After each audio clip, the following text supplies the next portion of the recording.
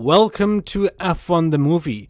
It is surprisingly trash, where we talk about the new super shiny mega budget Formula 1 movie starring none other than Brad Pitt.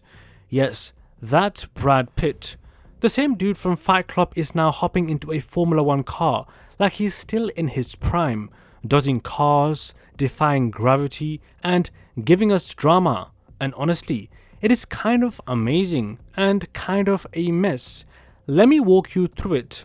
So here is the basic plot. Brad Pitt plays a guy named Sonny Hayes.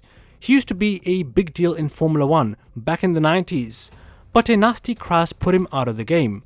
Fast forward to now, Sonny's living that washed up life, like literally sleeping in a van and racing in random low tier events just to make a buck. This guy's life is basically if Lightning McQueen fell off hard and never got back up. Enter APX GP, a fictional team that is so bad, they might actually be worse than Haas on a bad day. They are dead last, not just last, like never scored a point last. The team boss, played by Javier Bardem, is desperate. He hits up Sonny and says, "Hey man, want to help us not suck?" And Sonny, being the lovable mess that he is, says yes. Now he's teaming up with a young, fast, cocky rookie named Joshua Pierce, played by Damson Idris. Their dynamic? Grumpy old man meets hotshot Zenzi kid. It's like the Karate Kid, but with racing helmets.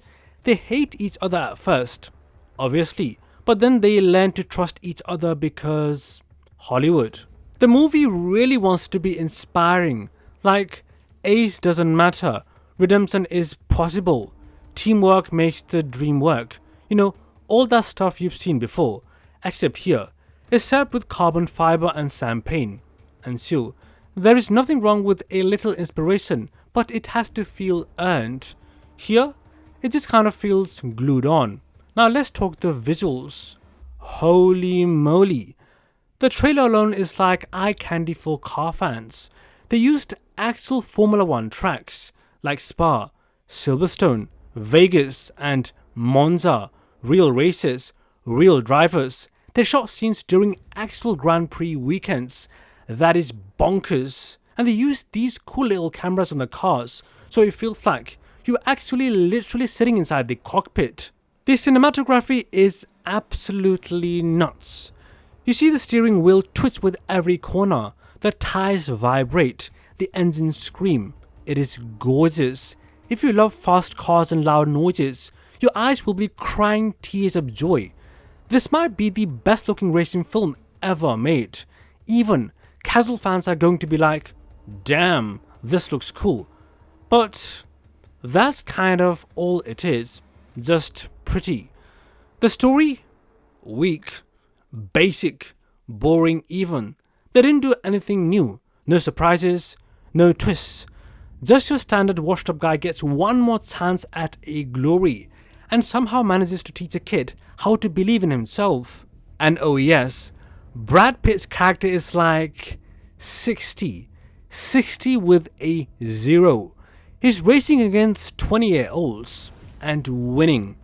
I mean, come on.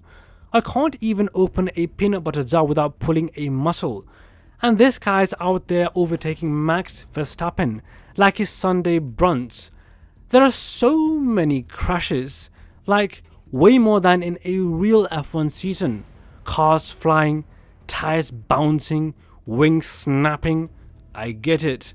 They wanted drama, but this looks like every car is made of paper salad. Real F1 is intense, sure, but it's also super safe and super clean. In this movie, it is basically Mad Max on a racetrack. And what about the team dynamics? You got Kerry Condon playing the tech director.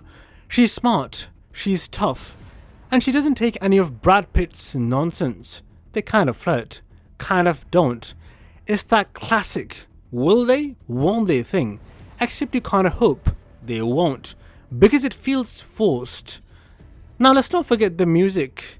The soundtrack has everything from pop bangers to intense orchestral scores. It tries really hard to make every race feel like the final boss level of a video game. Sometimes it works, sometimes it just feels like the music is doing all the emotional heavy lifting because the script isn't. There is also this weird thing where they give Sonny a tragic backstory but never really explore it. We get hints that he's lost people, maybe made some bad choices, but it never hits emotionally. It's like they were afraid to slow down the movie and actually have a real moment, which is a shame because Brad Pitt can act. He's just not given much to work with. Alright, now about that budget.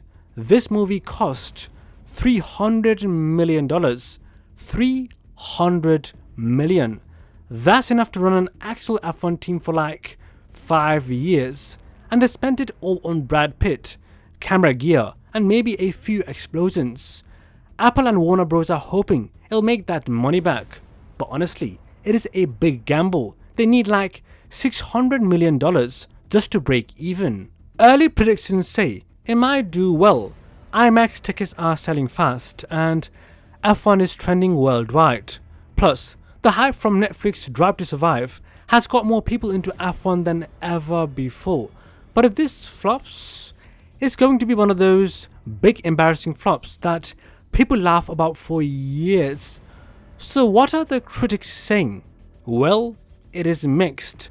Some people love it. They are calling it the most thrilling racing movie ever made. Others say it is all flash, no soul. One critic said it felt like Top Gun, but dumber and with cars. And honestly, they might be right. The fans? Also mixed. Real F1 fans love seeing the real tracks and cameos by the drivers, but they also hate how unrealistic it is. Like, there is no way Brad Pitt survives half the crashes in this film, and don't even get me started on how many rules they break.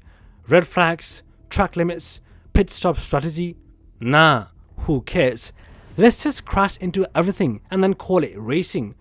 But if you're not an F1 nerd, you'll probably love it. It is loud, fast, and kind of emotional in a my dad used to race kind of way. It's a popcorn movie. You turn your brain off and then enjoy the ride. And honestly, there is something kind of beautiful about that. Not every movie needs to win an Oscar. Now let's compare it to other racing movies. Rush, better characters, better script, better stakes. Ford vs Ferrari, way more emotional, more grounded, and actually based on real events. F1 the movie is like if those movies went through a TikTok filter and came out all shiny but hollow. And the ending? I won't spoil it, but let's just say it goes exactly how you think it will. No surprises, the team does good, people clap, everybody learns a lesson. So yes, is F1 the movie trash? Kind of, but it's fun trash. It's trash with a V12 engine and $1 million camera angles. It's the kind of movie you watch with popcorn in one hand and disbelief in the other. Final verdict. If you love F1, you might cringe. If you love movies with explosions and Brad Pitt looking cool, you might tear. But if you're looking for something deep, original, or actually meaningful, this ain't it. Thanks for watching. Like, comment, subscribe, and let me know in the comments, should a 60-year-old man really be racing in F1? And more importantly, should Brad Pitt be allowed near any more race cars? Catch you in the next video, and remember, sometimes the prettiest things are the emptiest, just like this movie. Peace out.